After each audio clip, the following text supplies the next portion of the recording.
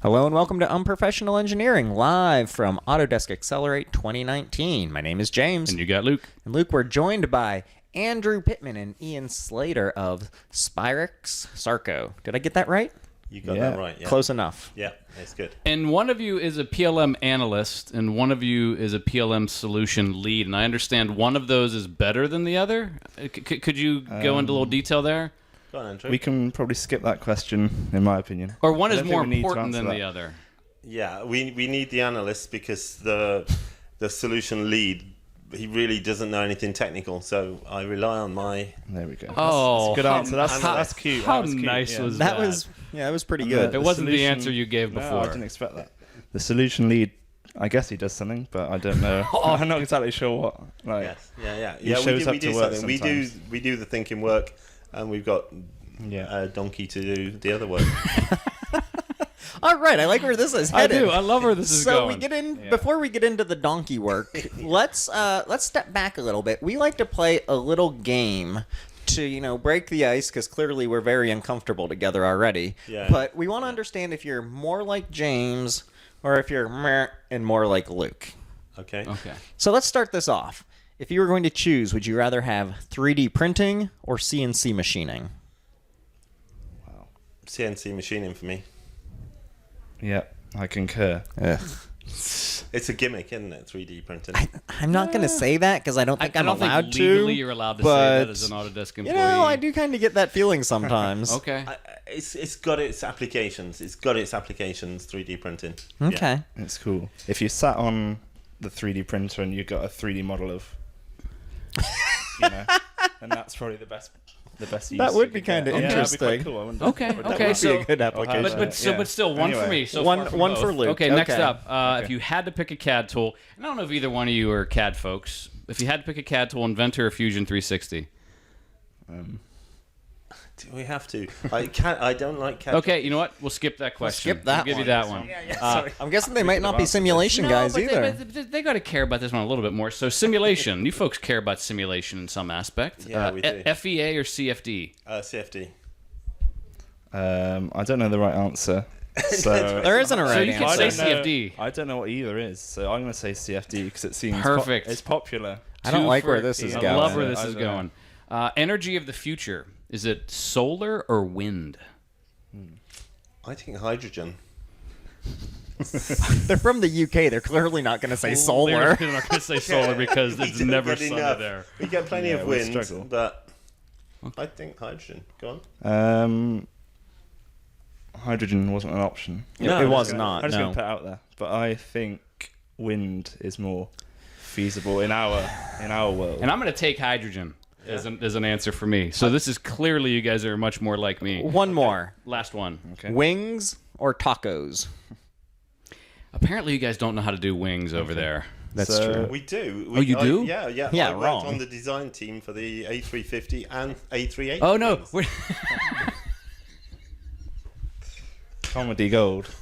He's just What's the matter, guys? chicken wings. Chicken wings. Oh, chicken wings. Chicken wings or tacos. Oh, Oh, chicken wings. yeah. Well, the first 2 days we arrived here, we had wings both days. Beautiful. So I think that answers the everybody that question. comes over here from the UK, that's what they do. They always eat want chicken wings.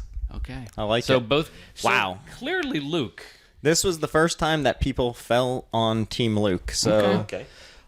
little offended, but that's cool. That's all right. I'm sure you're not concerned about These that. things happen. Not Yeah. at all. Yeah.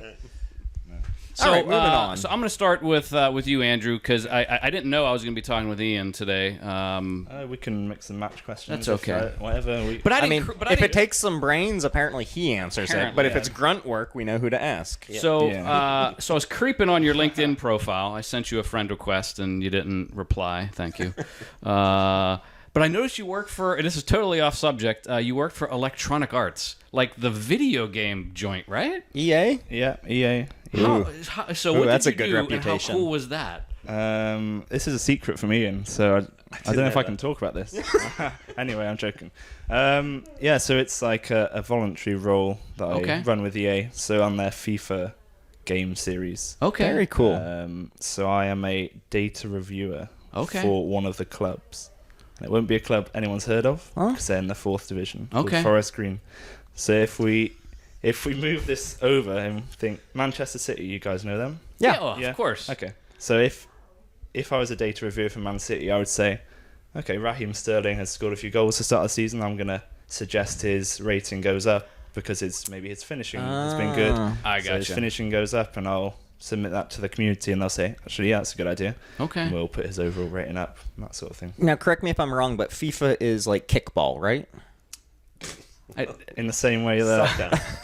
Soccer. Oh, yeah. soccer. Soccer. Yeah. Oh, that's really cool. I'm kind of Yeah. jealous of that. No, it That's is pretty cool. sweet. And then I also work for a company called Sports Interactive, who are similar. They make a soccer simulation game, and I do a similar job for the same. How many jobs do you have? I've got just endless. He's The got all list kinds of goes on. side hustle The going list on. goes Apparently. on, yeah. Do you Hey. get paid? Do you get? I don't get paid for any of these. Are you apart sure? from We don't need to pay you so much. yeah. If you would like to do another job Yeah. for free, I know a marketing position at Autodesk that would be happy to have you. I think that's slavery. I don't know. You could be right. You could Yeah, be right. that sounds like it. So now back to like the meat and potatoes. Right. So They like in the UK. No, I don't. No? No. Okay. So what exactly does your company do, and what kind of industries are you folks serving? If you had to boil that it down. A question for myself? Yeah, Sure. either one. Yeah, well, okay. So it's hard to explain, and it's not. People would not say it's interesting. Probably, they'd say, "Oh wow, okay." So You basically, start and then we just kind of yeah, like they go, quit "Oh listening. wow," And they let's start change walking subject. away. They Well, that's a pretend- good thing they about pretend their phone videos is they rings. can like fast forward Yeah. to it. So So if we timestamp when I started answering this question, then people can skip to when you it can see finishes. the analytics drop. Yeah, exactly. So we do Steam solutions. Yeah, there we go. Silent, instant So- silence. Could you give us a little more background on what that might mean? I didn't like his answer. Yeah. It's not a good So Steam answer. Solutions. When I first worked for Spirax, I said Steam Solutions. Who uses Steam? But Steam is used in almost every industry. So pharmaceuticals, oil and gas, beverage. And it's used to transfer power and heat around a production plant. So Spirax Sarco are actually in the top 2 or 3 engineering companies in terms of profitability. This is a really we cover all market bases. We sell all around the world, and it's Steam systems, and people don't realize how much Steam is used still today. Okay. Yeah. And you do like the soup to nuts customization, design, fabrication of the products, everything. So you've got Steam circuits where you've got different valves in them and different pipe work. There are we're the IT guys. We don't really understand it completely, but we do the individual components, and then we do the circuits, and we do skids with they're called de-superheaters, where you get superheated steam, and we'll do full installs as well. So in the same way as Autodesk or Make Anything, we steam anything. Steam anything. That's a do good slogan. Steam everything. I think So- you guys should get that on a t-shirt. So your company does all this really cool Steam stuff. Yeah. Well, it's Let's not dig cool. into It's quite hard, actually. the thinking versus donkey work. Okay. Break it down. What do you two do, and how's it different? So if you say Ian has engineering background, then I'm completely opposite of that, and I would have limiting the engineering background apart from I walk over the shop floor sometimes, so I don't know much about the engineering side, but from the IT side, so my role is mainly configuring and developing Fusion Lifecycle. So we have many different modules that we develop. We manage quality. We have engineering change. We have supplier management. We have part data, documents, and loads of stuff. We got, 30, 40 workspaces maybe, Yeah. and they all need scripts developing in the background. They need configuring, and they need all that So stuff. someone comes to you with a request for they need this information be pulled out of the system, and you build Yeah. that intelligence or that interface to be able to do that. Yeah, we say we've got this old document system that's not supported anymore. How can we move it to Fusion Lifecycle? And we say, can do. And we'll build a workspace, we'll set up routines and scripting and boring IT things that people don't want to know about. The last project that we had was supplier certification. So supplier certification is a process where suppliers will send us certification for the products that they deliver, and they'll send them by email, they'll send them in hard copy, they'll send them on CDs, and we always lose them, and we always have problems to find that, and we keep going around in circles going back to the supplier.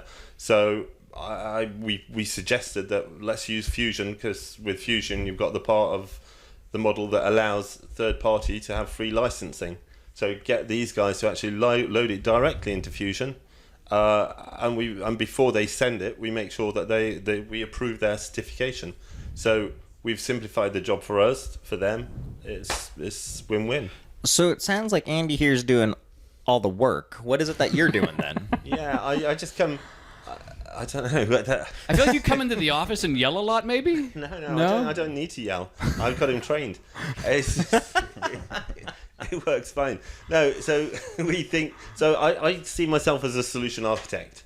Okay. So I'm a solution architect. I've been developing IT, PLM, PDM systems, and I'm Mr. Functional. I love the functional side, developing the process work, and then I can configure, I can code, but I don't really enjoy it. So that's I don't blame you. Yeah, it's like, yeah, okay, it's a bit boring. And when I used to code when I was a kid, this was back in 1936. Punch cards, yeah. No, this was pre-punch cards. Ooh. This was before. Anyway, yeah, when we used to program, and we used to use functions correctly. Now these kids, they just don't know what they're doing with functions. Kids these days, I know I'm it. telling you, they're the worst. Yeah. They're terrible. Are you a millennial? Can we use that word? Do you guys have millennials? Do you guys have that over there? Is that a thing? on the borderline. I'm nearly a millennial. Okay. Slightly older. Nice. Only just. Okay. And yeah, I've got jumpers. I've got socks older than this guy. Yeah. I like where this is headed. Yeah.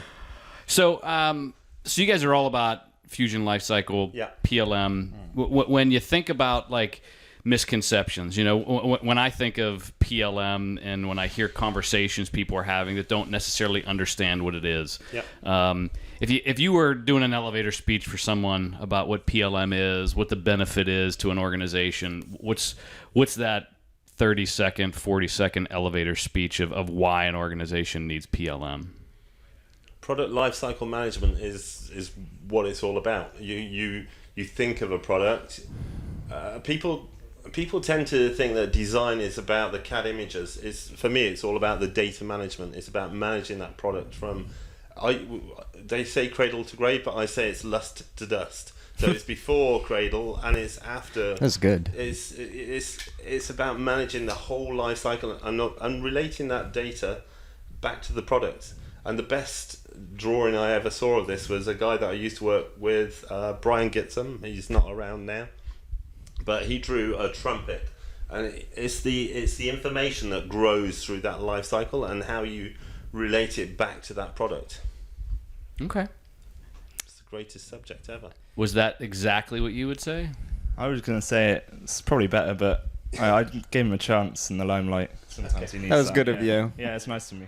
Throw him a bone. Because that's the kind of stuff I do. I do the talking stuff, and if you want him to write it down, we could do that later. See, the last group that we asked this to said that they use it to order lunch, which I thought was just a killer application, and it made me much more interested in it than, Well, all this. Fusion can do anything. can. We can make it do anything that you want. Yeah. I like that. We did last week. We did a time management system in Fusion, and we were pulling in a few favors. We were doing favors for some senior guys, and Andy said, "That's not a PLM solution." I said, "No, but It is now. if we do that for Steve, I think we can pull in some favors later on." That works. So I typically ask the hard-hitting questions here. Yeah. That's it. And Hard hitting. I'm having trouble getting past the FIFA stuff. Now, in America, we have fantasy football, where you draft a quarterback and... Can I ask you a question? Because you've got football, but you don't kick the ball, do you? Well, I mean, two of the players do. Sorry, why don't you call it handball? I don't know. It's a terrible name. It's Terrible. But that's not what we're asking about sorry, here. yeah. This isn't about us. This is about you. Yeah, Do you have fantasy football there? Yeah. So Fantasy soccer? Yeah, fantasy soccer. We do. So you draft, do you get like points for a goalkeeper stopping the ball or something, or not giving up goals? Yeah, so you get, every position has points that apply to them. So if a keeper makes a number of saves in a game, You get then points. You get points. So do you lose points whenever they fake an injury and flail around on the ground like they actually got hurt question. every single game? It's a good idea. But how do you know if they're faking? How do you know if it's real injury? Because they're always true. faking. You point at them and then you see their leg is halfway off their bone. And you're like, oh, actually, okay, maybe this is legit. Well, every now and then it's legit. So you must be really good at that. I mean, it's basically 2 of your 3 jobs. Yeah, it's true. 2 out of 3 of my life is based on fantasy. But yeah, I run a league with. See, I knew. I knew where you were going with that. Go figure. I run a league with 10 people and I've not won it yet in 8 years. Ooh. So we That's- can move okay. on from there. Okay. I'm usually second or third, so it's like I'm close, but. That's respectable. But yeah, you're kind of doing them a There's always favor. Like you can't win. Someone always. More lucky than you. Yeah, they just get luck. I have the skill and it doesn't come off. I can see that. It's like, I think in American sports, you have your draft picks, and they do all the research, and you're like, he's going to be amazing. And then he turns out to be, oh, he never made it. Right. That's like me. I do all the donkey work, but sometimes it doesn't pay off, and other people just get lucky. That's fair. Yeah, Let me know when one of your people drops out. I'll join and be well, that lucky guy You that can add as many people. has I'll give you kickball. the code. All right. There we go, get in. Love it. So, next question is, we normally get to see the presentations that the customers do. But you guys aren't presenting, I think, until tomorrow. Yeah. So we didn't get a chance to see your presentation. And that usually helps us. If you had to give us your presentation in a nutshell, like a sneak peek of what that is going to be and what you're going to talk about, what would that sound like? Basically, we're presenting. We were going to tell everybody about each other, with what we've done, what does an analyst do, and what does a guru do. We'll start with that, and what does Spirax do, and then we're going to talk about a project that we're launching at the moment, which is a integration project between our PLM, Fusion Lifecycle, and 3 different PDM tools. So we're going to be doing integrations to control engineering change, create parts, part numbers, and be this distribution layer between our PDM systems and our ERP system. So that's the project that we're launching towards the end of this year. And how long have you been using Fusion Lifecycle? It hasn't been all that long, right? Implementation-wise? So our first workspace we pushed out to live was late 2016. Is that correct? Yeah. So it's been about 3 years since we've used it in production. Okay. And the user base has been growing ever since. I guess we started with 100 or so, and we're now at 650 users, of which about half of them use it regularly. So, Okay. For many different areas of the business across the globe. Yeah. And I think it will only grow over time as we develop more. I think we were your first $1 million Fusion Lifecycle customer. Yeah. That's a lot of steam. That is a lot of steam. Yeah, we have to produce a lot of steam to generate $1 million. Yeah. We appreciate it. That's okay now. Yes. So a lot of engineering firms, I mean, this is probably my last question because I'm not that smart. You're not. A lot of Not at engineering all. firms out there do data management. Maybe not so much PLM, though. What would you tell them to get them to start considering PLM, and maybe some hurdles that were a little tougher for you that they might be able to overcome more easily with your experience? I guess. That was a brain question. Yeah, you that was a said. brain question. Yeah. I have to judge it up, and is this going to be brainy or is it going to be like a slogging coding? Oh no, okay, it's No. brainy. Okay. I'll pass it on. Let's see him. As you say, there are many engineering companies out there. I come from aviation, so we data managed really precisely. So you do know Farnborough and all of its great aviation stuff. That was more military. We were commercial. Oh, okay. So we were commercial. We were down in Bristol and Toulouse. Okay.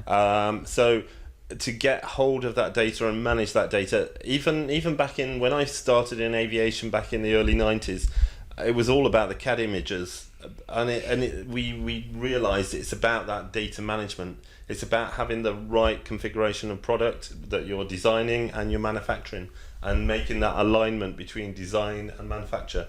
I wrote some processes for we called it DOA, Design Authority to Manufacturing Process Handover. And it's all about good process, but then you can put that into the tools. I say process at least 10 times every day. And it's about telling people that it's not, okay, we're the solution team, but let's get the process right. Then we can deliver you a really good solution. And we need to manage that data in configure. It's truly about configuration management. It's about getting the configuration right, between the metadata, the manufacturing data, and the images. Okay. I love it. It's my topic. Yeah. So you get like a swear jar. If you swear by mistake, you got to put $1 in or a pound. So Ian's got, if he says the word process, he's got a jar. He has to put £1 in. I watch people's eyes glaze over. Goes, and yeah, it's overflowing. Hopefully already. you get to spend it on something good at least, right? Yeah, we put it towards flying out to Autodesk, and there we go. And we got 5-star hotels and everything. So love it. It shows how much he's saying the words, I guess. Process, yeah. And he's got it at least another 10 times today. And I'm guessing that process is the same as process. I think so. What did he I say? think so. I don't know. Process? Process. I don't know. So on that note, I think we better call this one a wrap. Call it a We wrap. really appreciated you both joining us today. Hopefully you've enjoyed your time in beautiful Grand Rapids, Michigan, and at Accelerate 2019. Okay. Until next time. See ya. Cheers. Thank you. Bye.